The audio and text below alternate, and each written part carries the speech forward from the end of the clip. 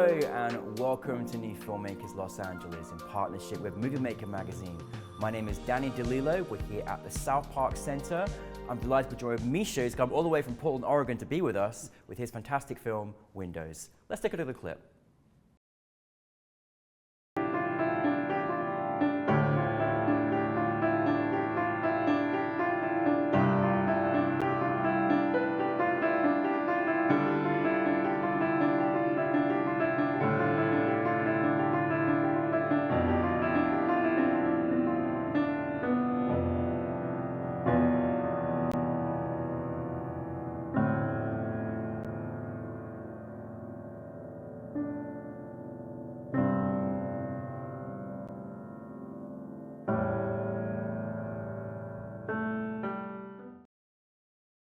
Mischa, thank you so much for being here. Welcome to the New Filmmakers LA family. Thanks for having me. Really, thank you so much for making this, really truly amazing film.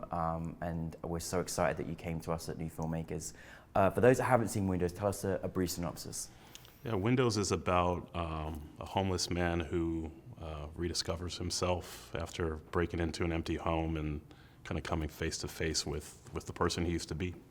Yeah, I mean, goodness me. I mean, I dare, it's hard to ask sometimes where the inspiration came from, but where was that kind of moment for you in deciding that you wanted to turn this idea into a film? Yeah, well, it actually probably goes back pretty far. In high school, I remember I spent a couple lunch periods hanging out with some homeless guys. I'd buy them lunch and just talked with them. And that always kind of stuck with me, the things you'd hear, the stories, everyone has a story. So that was always just kind of somewhere deep down in me. And I wrote this film during the pandemic when kind of the homeless crisis was sort of exploding, especially up and down the West Coast and really close to where I live. And I really wanted to just kind of do a version of that in the film, try to understand someone who we may have a lot of preconceptions about. In this case, he's living in a tent by the freeway. Yeah. But everybody is a whole human being. Yeah. And everybody's a complex human being. And all of us. And so I really wanted to kind of explore that and even challenge some of my own ideas about that and see where that takes me. Well, I mean, I really thank you for making this film. It's sad to say that even when we're filming this in downtown Los Angeles, is amongst one of the worst homeless situations in the entire country, and every day it's heartbreaking. I live down here. It's absolutely heartbreaking knowing the suffering that is going on in and around you every single day. And I think the saddest part about it is that we have become so used to it. It's become a norm, which is horrific and disgusting and gross that we're almost even in that situation, living our lives daily, seeing that and accepting it. This is a problem. I mean, it's a problem in the States, a problem in many other countries too, but it's a real problem. But it was so nice that you took it from the perspective and humanized fully this person and just how his life ended up being so different, but could be so different. It didn't have to necessarily all be this way. The character you developed, I mean, he's a super actor. Obviously not many words in this film, but brilliant acting. How did you come about bringing the actor and working with him as a director? That's Xavier Beecham. He's great, good friend of mine. This was the third film we've made together out of four. He was one of those actors we met at a party, I think, and immediately just clicked. All my director's spidey senses went off. I said, this is a very good actor. We got to work together, and he said the same thing. So, by the time we made Windows, we have sort of a language and an understanding with each other. We speak the same language, and so when I shared this script with him, he got it, and I wrote it for him. I knew it was him, and so from there, it's really, like you said, this is a dialogue-free film for the most part. Yeah. For his character, which is it's better for sound. Yes, yes, yeah. It's harder in in every other way. Yeah. It means the actor really has to carry everything, and especially Mm-hmm. for the film that we're making, the point is to capture all the layers of a person, but without words, right? And Yeah. so and Xavier just has the really unique skill to be able to just carry all that and carry that kind of weight.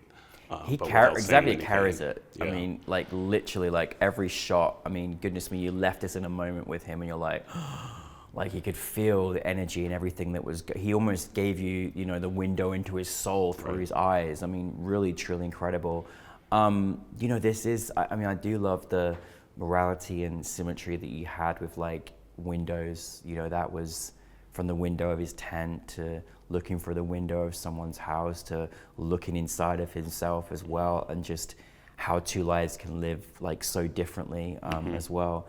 For you personally, making this film, what did you kind of want what did you going about making this film, like what did you want to kind of capture for your audience to sort of take from this film? Yeah, that's a good question. In a lot of ways, whenever I make a film, I don't start with an agenda exactly. It's an exploration.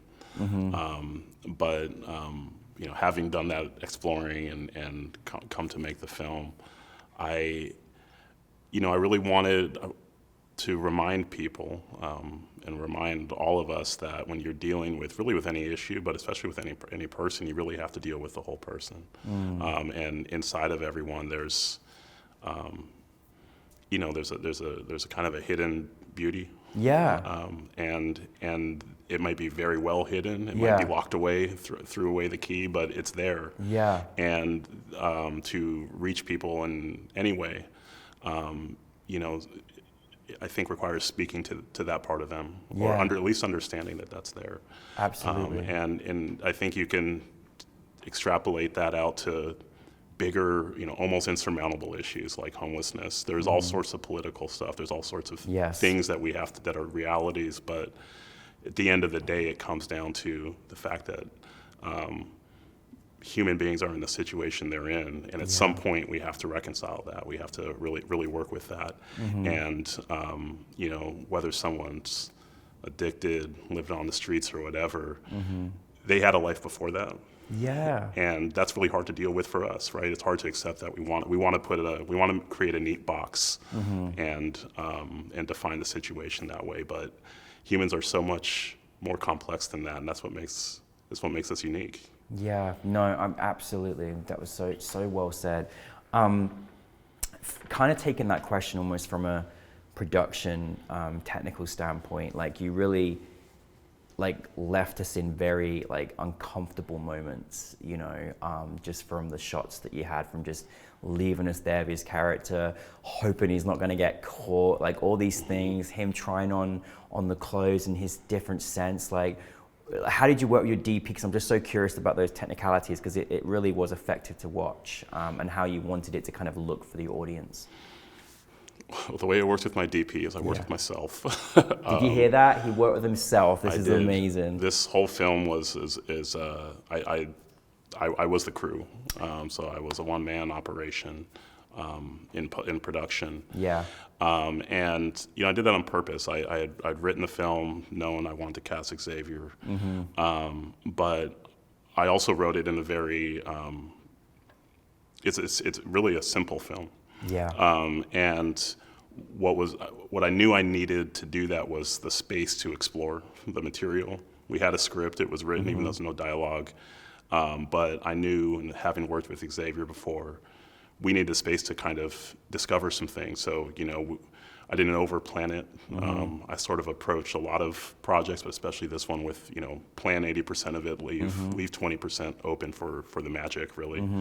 And that just pays off over and over again in a film like this, because my job is to set the table and allow the actor to really find new things and surprise me and surprise the audience then. So really, it's kind of a ongoing conversation with me and Xavier and the camera, you know, and allowing those moments to happen, and sometimes keeping the camera rolling and just letting, letting him find it. So it gives me a luxury that's harder with a crew. It's harder with a bigger crew. It gives me a luxury to have that time. We weren't rushed. It was just us. We were shooting with natural light, and certain things are possible that way. Yeah. In the film, there's a scene where, in the script, he had gone into this house and there was a piano, and I knew there was a piano because it was my mom's house. Oh, it's your mom's house? It's my mom's house, and it. she's a piano teacher. So wow. the second film I've shot at her house. Yeah. So I wanted that in there, but it was a scene, but not much of one. He plays around on the piano. What I didn't know is when we sat down and started rolling is that Xavier knows how to play the piano. And he just started improvising and playing, and that became a pretty pivotal scene in the whole film. Yeah, it did. Much more than it was before.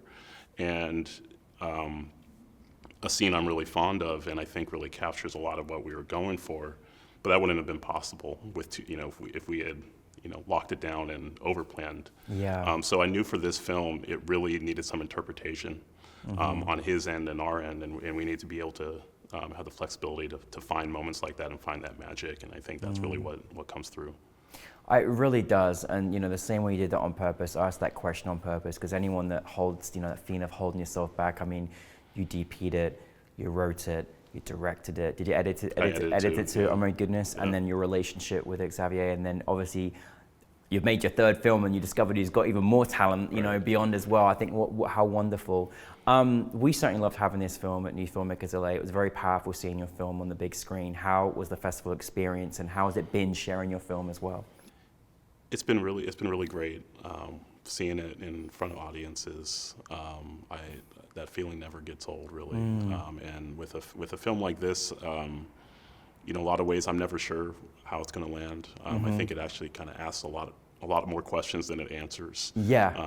But I like that, and the conversations that it sparked, after the film, and that people have seen it are really interesting. And sometimes I learn things by what people have seen in the film that maybe I haven't even. Yeah, well, absolutely, and I can tell you your film is extremely important to our society today, because we are in this position, particularly in this city, where this is an existing situation ongoing, and we're around thousands of people that are in this situation just in our proximity, and so we should never stop having this conversation and shining light on people that are going through this, because it's very unfair. What is next for you? And always, it's hard to keep track, honestly. I am, maybe this film shows you, but I make whatever film I can. So I try to just keep as many things going. Right now I'm in the middle of production on a web series, first type of film or type of project of that I've done. And I'm just starting to get my second feature off the ground. Fantastic. That's sort of it's actually based off of another short I did with Xavier called Honey. Nice. Sort of like in the intense religious family psychodrama about a young man who's pulled from the streets and back into his wealthy family's business empire. We're ready for it. We're ready for it, seriously. Well, listen, thank you so much for joining us. Thank you for bringing windows to us, and we're looking forward to your next project. So thank you very much, Mischa. I appreciate it. Thanks for having me. Thank you, Mischa, everybody.